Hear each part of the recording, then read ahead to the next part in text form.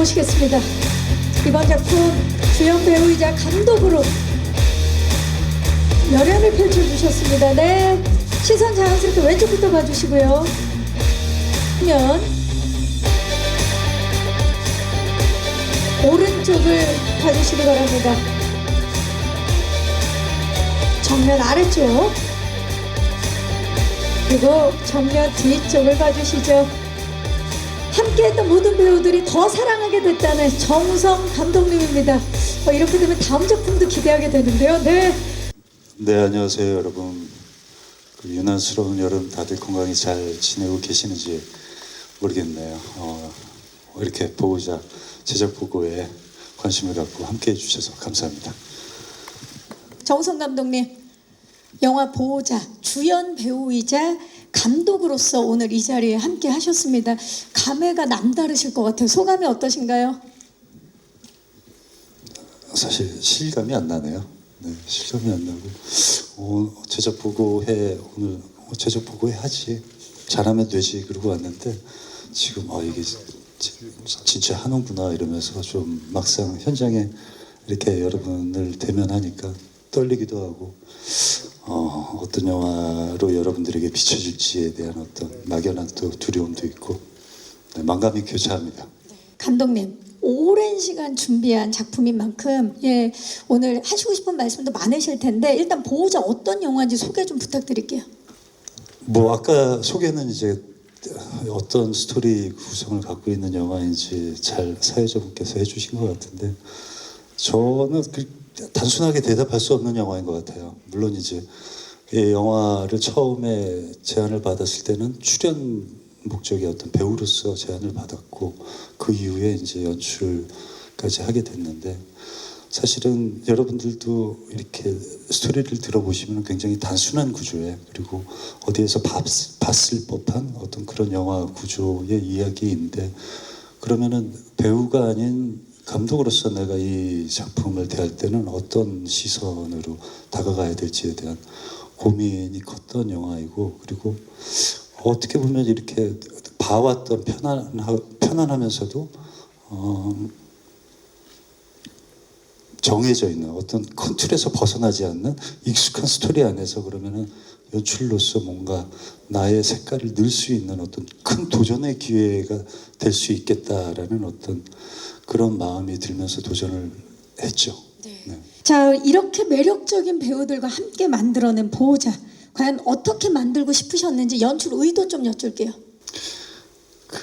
사실은 그 배우 입장에서의 어떤 수역을 표현만 했다면은 좀 더 그럴싸한 액션, 좀 더 그럴싸한 통쾌함, 이런 것들을 추구했을 것 같아요. 근데 감독으로서 이 작품을 할 때 수역의 딜레마, 폭력이 가장 자연스러웠던 행위의 하나였던 이 사람이 10년이라는 시간이 지나서 자기에게 가장 익숙한 폭력이라는 행위, 단어가 부자연스러운 상태에 놓였을 때 그리고 그 10년 전에 모든 자기의 삶을 후회하고 반성하려는 그 사람의 마음이 이런 상황에 놓였을 때 그러면 어떤 행위들이 이루어질까를 고민할 수밖에 없었던 것 같아요. 그렇기 때문에 액션을 이야기들을 많이 하시는데 액션을 그냥 어떤 단순한 어떤 나의 아이를 찾기 위한 어떤 아버지의 분노로만 표현을 할 수는 없었어요.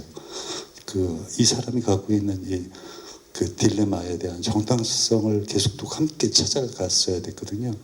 그렇기 때문에 액션은 어떻게 보면은 뭔가 딸을 찾기 위한 어떤 아빠의 무절제한 폭력이 아니라 어떤 그런 상황에 놓인 어떤 성난 황소의 어떤 몸부림, 약간 이런 것처럼 표현을 해야 되겠다라는 그런 생각이 들었죠. 정우성 감독님이 아닌 이번에는 배우로서 좀 질문을 드려볼게요. 이번 영화 보호자에서 연출뿐만이 아니라 빌런들의 타겟인 수역 역할을 맡았습니다. 수역 어떤 인물인가요?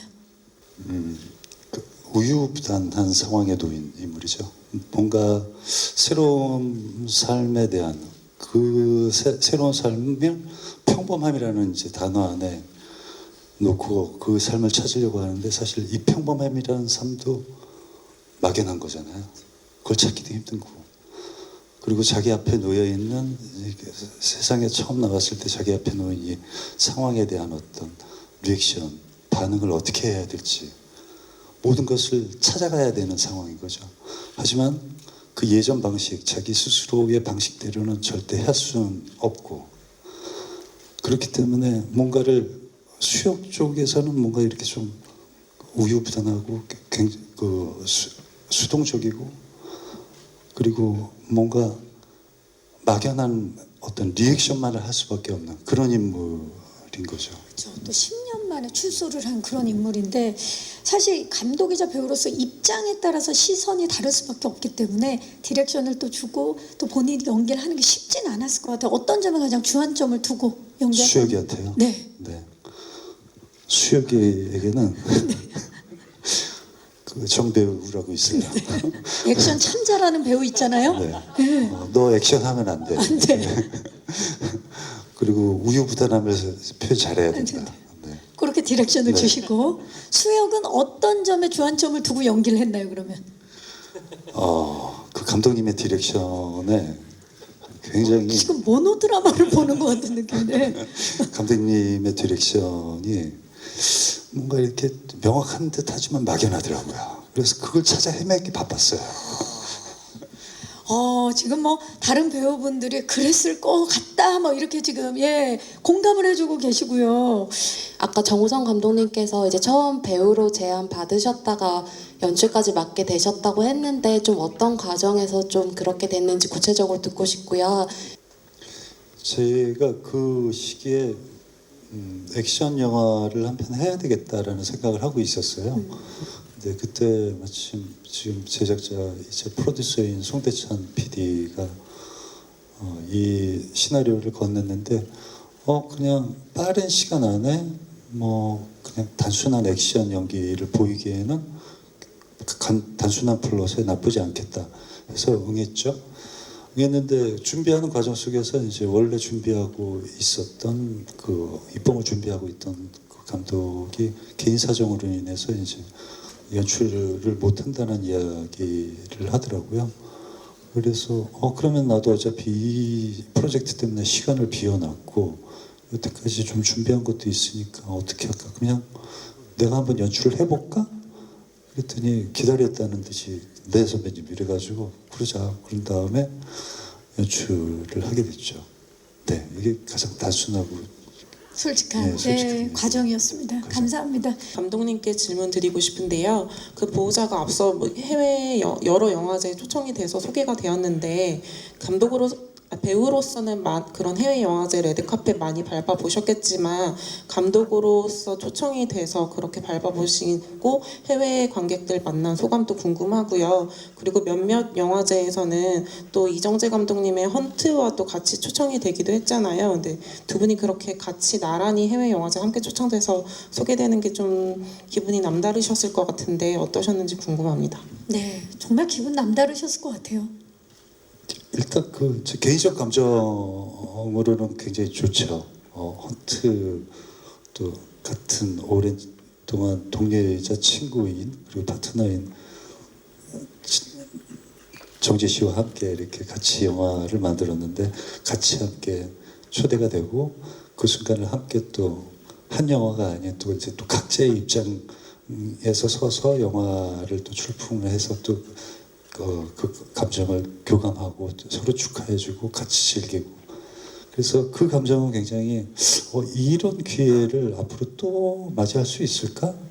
정말 이거는 값진 오랫동안 간직해야 될 기분이다라는 생각이 들었고요. 그리고 보호자로만 놓고 본다면은 저는 이상하게 약간 제가 어떤 누군가에게 선물을 하고 싶은 대상은 따로 있는데 그 선물을 들고 계속 여기저기 돌아다니는 기분이 들더라고요. 그러니까 해외 관객분들에게 먼저 보여주고 그분들의 어떤 좋은 반응, 여러 가지 반응들을 대할 때 빨리 한국 관객분들에게 보여주고 싶은데 그러니까 오히려 그 시간은 저에게 이상한 외로움의 감정을 주는 시간이 되더라고요. 그래서 뭐 어떤 평가를 받든지 간에 빨리 한국 관객들에게 먼저 매를 맞아도 한국 관객들에게 먼저 맞고 싶고 그런 생각들을 갖고 이렇게 영화제를 돌아다녔던 것 같아요. 예비 관객 여러분들께 이렇게 보시면 더 재미있다. 관전 포인트를 포함해서 우리 정우성 감독님부터 끝인사 부탁드립니다. 어렵네요. 근데 8월 15일 보호자 개봉합니다. 기대해요. 네, 감사합니다. 제작자이실 때도 만나 뵙는데 또 이런 모습은 또 처음이네요. 정우성 감독님.